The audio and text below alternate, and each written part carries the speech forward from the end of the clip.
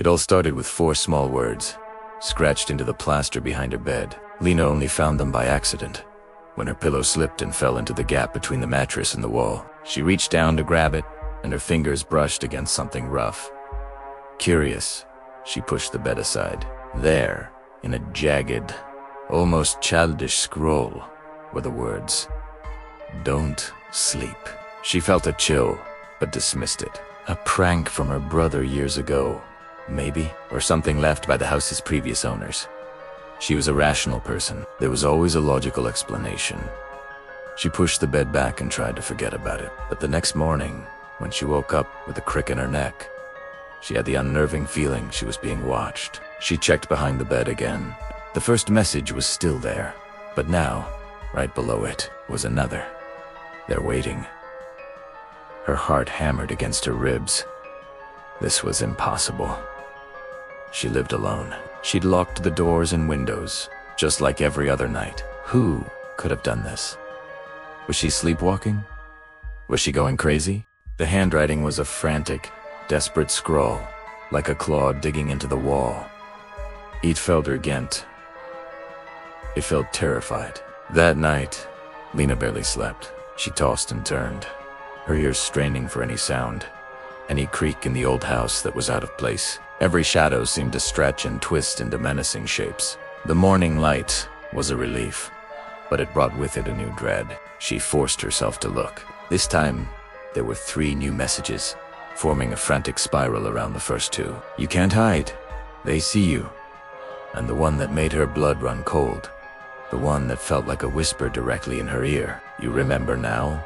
Remember what?" The question echoed in her mind, a blank space where a memory should be. She had no secrets, no dark past she was running from. Her life was ordinary, boring.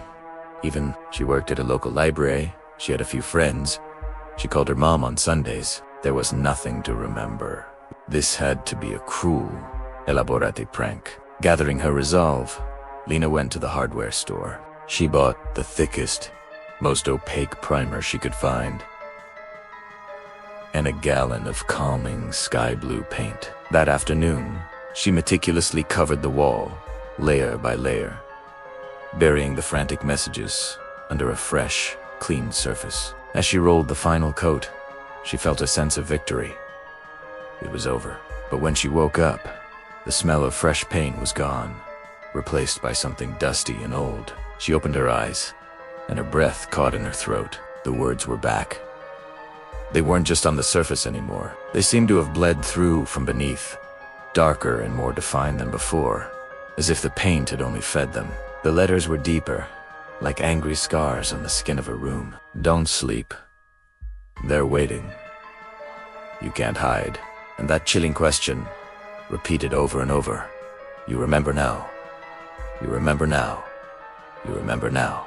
It was no longer just behind her bed. The scribbles were spreading, creeping up towards the ceiling like thorny vines. Lena started leaving the lights on when she slept, as if the brightness could ward off whatever was haunting her.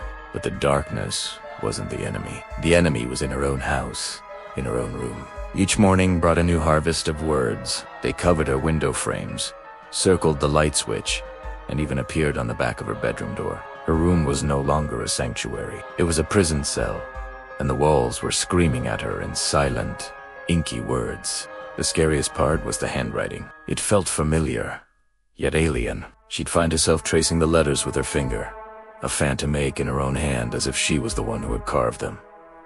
Panic began to set in. She stopped inviting friends over. She called in sick to work.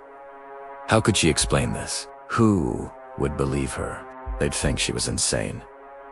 Maybe she was. Maybe this was a complete breakdown. The question, "You remember now," became a constant, tormenting presence. It followed her from room to room, a taunt she couldn't escape.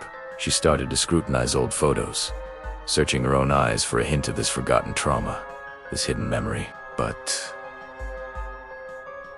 there was nothing, just a smiling, ordinary girl, living a smiling, ordinary life. One night, exhausted and on the verge of collapse, she fell into a deep, dreamless sleep. It was the first real rest she'd had in weeks, but the peace was shattered the moment she opened her eyes. The morning sun streamed in, illuminating every corner of her room, and she saw that the words had finally reached their destination. Her entire bedroom was a chaotic mural of black ink. The walls screamed with 1,000 overlapping messages, but it wasn't the walls that held her gaze.